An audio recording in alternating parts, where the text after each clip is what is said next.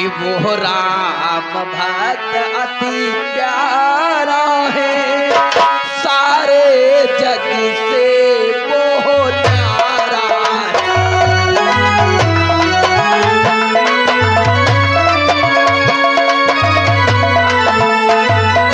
मैंने इस माला का जाप किया है और मुझे ये भी ज्ञात है कि वर्षों से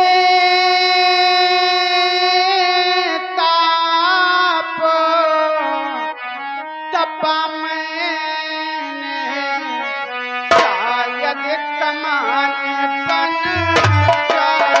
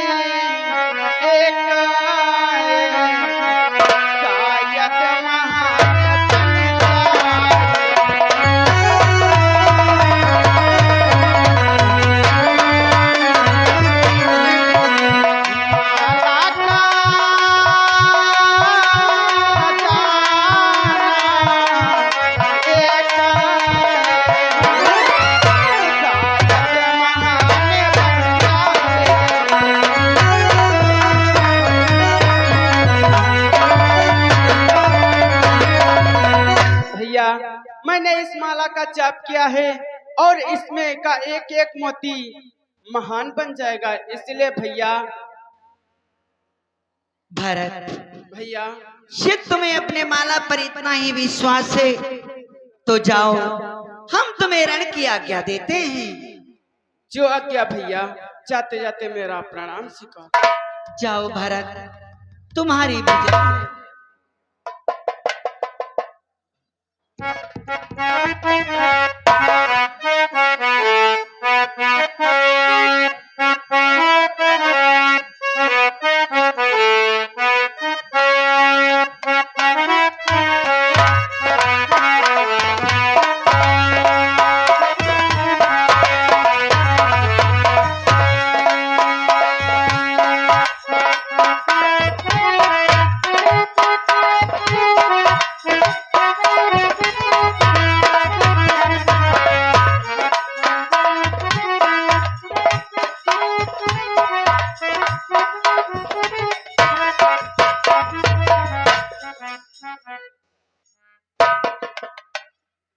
ये मैं क्या देख रहा हूँ भरत भैया इस युद्ध स्थल पर। प्रणाम भरत भैया। कल्याण हनुमंतलाल। ये क्या हनुमंतलाल, तुम तो उस राजा चंद्रकेत का शीश लेने आए थे, परंतु उसकी रक्षा पर लगे हुए हो। भैया यह राजा चंद्रकेत हमारी माता की शरण में आया था, हमारी माता ने रक्षा का वचन दिया था और जब मैं अपनी माता के दर्शन हेतु गया तो हमारी माता ने इसकी रक्षा का भार हम पर डाल दिया। भैया मैंने माता को 3 वचन दिए हैं, इसीलिए इस राजा चंद्रकेत की रक्षा कर रहे हैं। भैया अरे हनुमंतलाल, तुम भूल गए हो, तुमने तो हमारे भैया के आज्ञा लेकर के आए थे कि उसका शीश लेकर के आऊंगा, और हमारे भैया के वचनों का क्या होगा हनुमंतलाल? भरत भैया यह राजा चंद्रकेतु निर्दोष है, अगर प्रभु का वचन पूर्ण होता है तो एक निर्दोष राजा के प्राण चले जाएंगे, अगर हमारा वचन पूर्ण होता है तो एक निर्दोष राजा के प्राण बच जाएंगे। इसीलिए मैं चाहता हूँ कि इस राजा की रक्षा अवश्य करनी चाहिए। हनुमंतलाल हमारी बात मानो और इस राजा चंद्रकेत का शीश लेकर के हमारे भैया के पास चलो। नहीं भरतलाल, इस समय मैं राजा चंद्रकेत की रक्षा कर रहा हूँ, आपके बातों का कहना नहीं मानूंगा, किंतु हाँ सूर्यास्त हो जाने के पश्चात मैं स्वयं राजा चंद्रकेत को अयोध्या ले जाऊंगा। ये क्या कहते हो हनुमंतलाल? किया क्या स्वीकार न की फिर तो उत्पात पूर्ण हो जाएगा। इस भरत के हाथों द्वारा अभिमान चूरा हो जाएगा।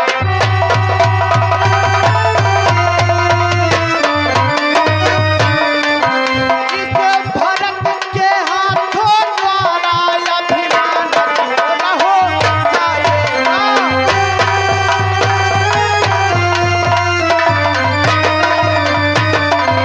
अरे हनुमंतलाल, हमारी को बात को नहीं मानोगे तो जानते हो तुम्हारा अभिमान जितना है सब चूर चूर हो जाएगा। भरत भैया, ये आप कैसी बातें कर रहे हैं? आप तो भरत के साथ साथ भगत भी हैं।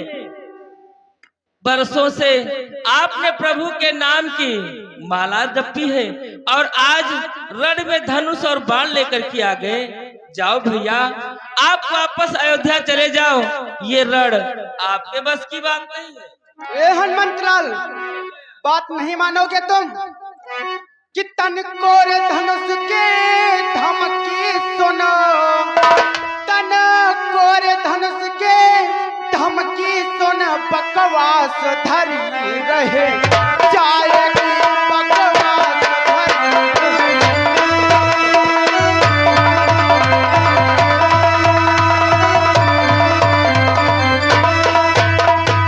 तन कोर धनुष की धमकी सुने बकवास धरी रहे जाएगी। योद्धा बन की सूखी मिट्टी पानी होकर बह जाएगी।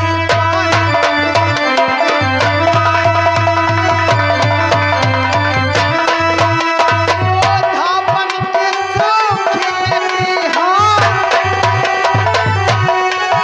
योद्धा बन की सूखी मिट्टी पानी होकर बह जाएगी।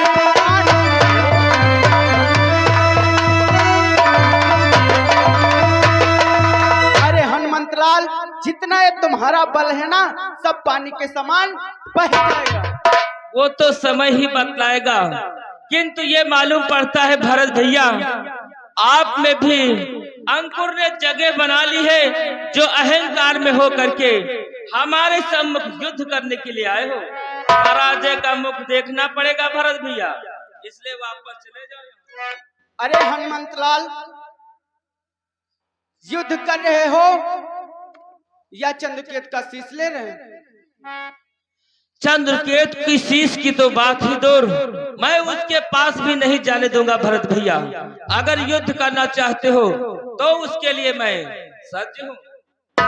चलो फिर युद्ध करने के लिए तैयार हो जाओ।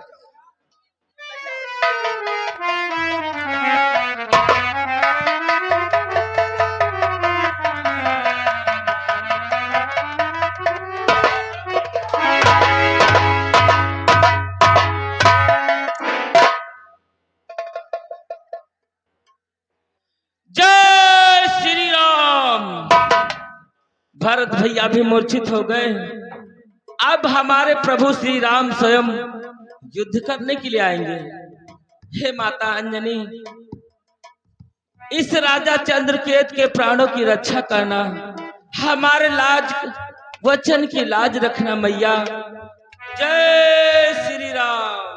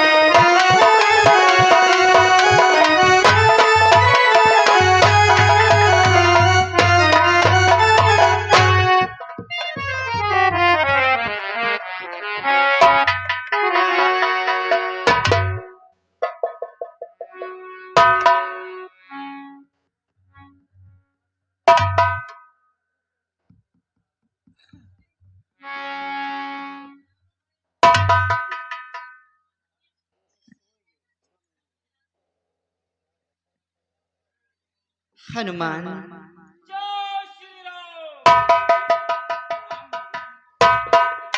हनुमान कि तुम पर है आशीर्वाद मेरा,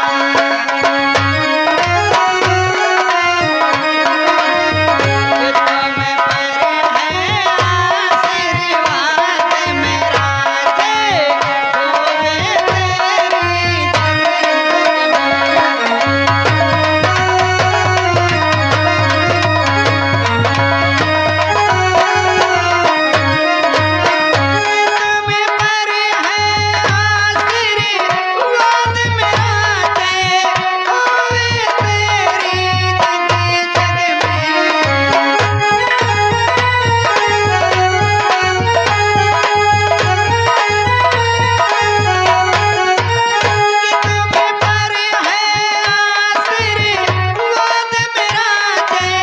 होवे तेरी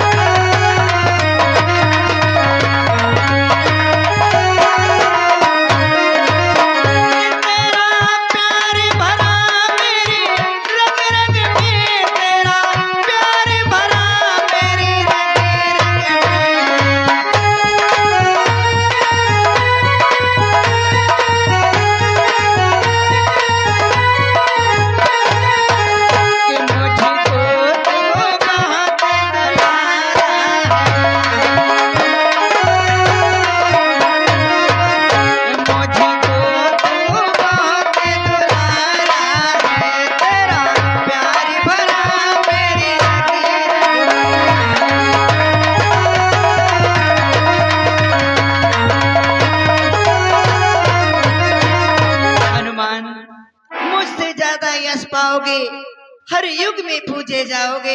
हमारा आशीर्वाद सदैव तुम्हारे साथ है।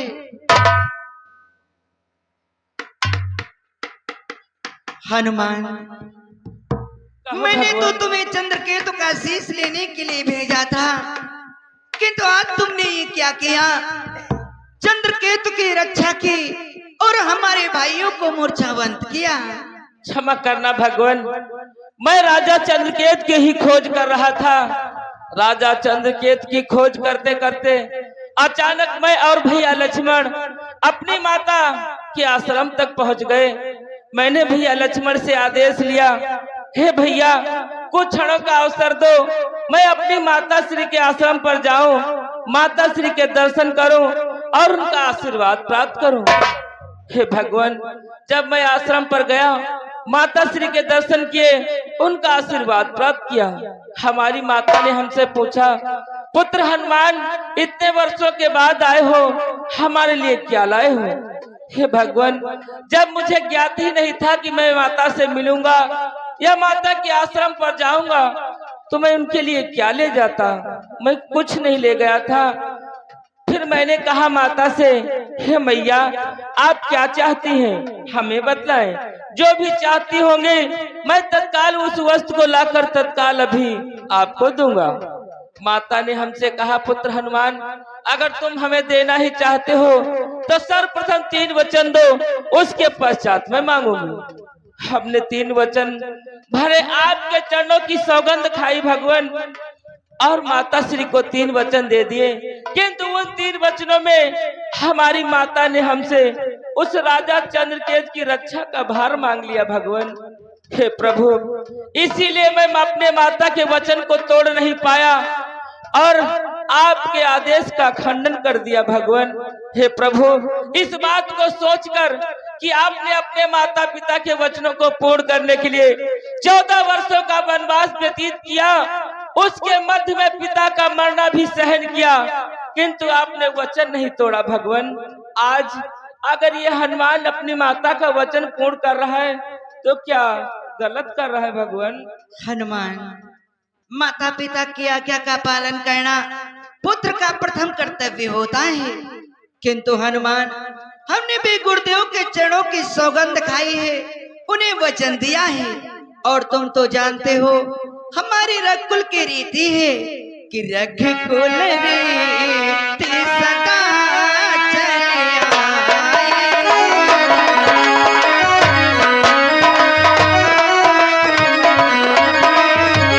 रघुकुल रीति सदा चली आए।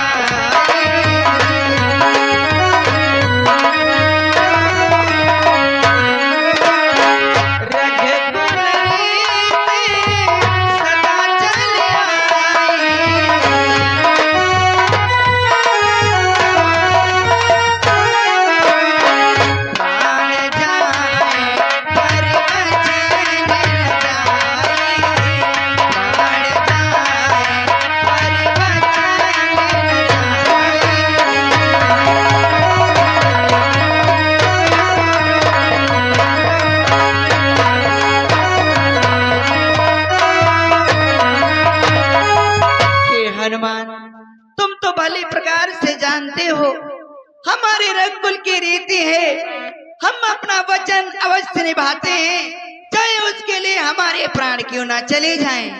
इसलिए लाओ, हमें चंद्रकेतु का शीश दे दो।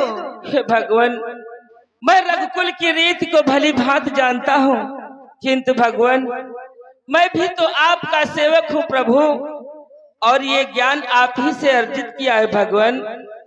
किया है ज्ञान प्रभु तुमसे